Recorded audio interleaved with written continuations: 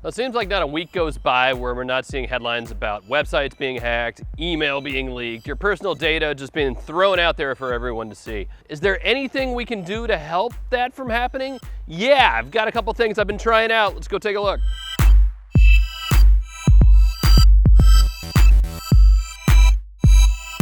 So what is encryption? Well, the oversimplified version in this case is it'll take your messages, scramble them up so somebody can't pluck them out of the air and read them.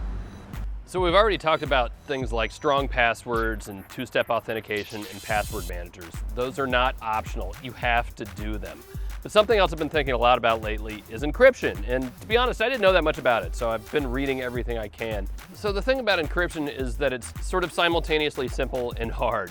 Especially when you start talking about multiple keys. You have public keys and private keys and how you have to have one and the other to make any of this work.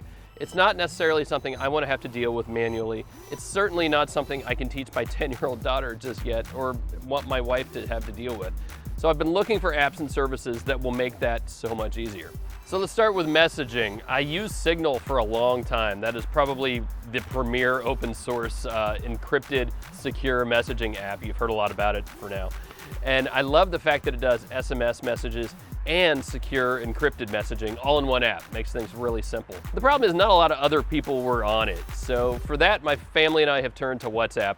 It uses the Signal encryption, which is great. That's really important. Again, open source encryption is almost always better, but it's owned by Facebook, and that gives me a little bit of pause, but that's the trade-off that I've made for using a messaging app that so many more of our friends and family use. Plus it has all those stickers and all that junk that my kids love. WhatsApp ties in on the desktop, and for me that's a big deal, so I don't have to dig out my phone every time I just want to send a long message. So let's talk email. I love Gmail. I've been using Gmail for years. Use it personally, use it for work, but Gmail doesn't really do encryption, and I want to at least have the option to be able to send encrypted emails. So for that, I've turned to Proton Mail. Now it's based in Switzerland, so it has to contend with Swiss laws. It's literally buried underground. Their servers are underground. And just read up on their website all the details about what makes this secure. But for me, it's all about being quick and easy to do. So the interface is a lot like Gmail itself. You'll be really familiar there. And if you want to send a secure email, all you have to do is click this little lock icon on there, set up a password that you will give to the recipient, and then only then can they actually read the email. If they're not on Proton Mail, then they get a little web link and can read it in a web browser. It's so simple to use. I can't speak highly enough about it. Now they have a free option that will at least give you a taste of how it all works. If you really want to be serious about it, for $48 a year, you can do things like have custom domains and custom addresses and all that stuff. So check it out on their website. It's definitely at least worth trying. It is a really cool option for just some simple basic encryption in your email. Loving it. So look, I'm not under the illusion that I'm unhackable. Step number one is don't be a target.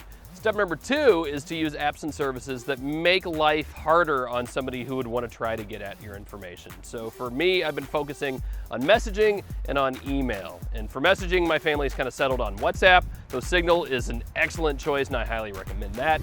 For email, I've been moving over to Proton Mail. Again, go read all the details yourself, but it's a really good option with sort of a free trial, and it's not all that expensive if you really want to step things up a little bit. Those are two things me and my family are doing. Let me know down in the comments if you have any other suggestions of things we should try. Be sure to subscribe. That's it. We'll see you later.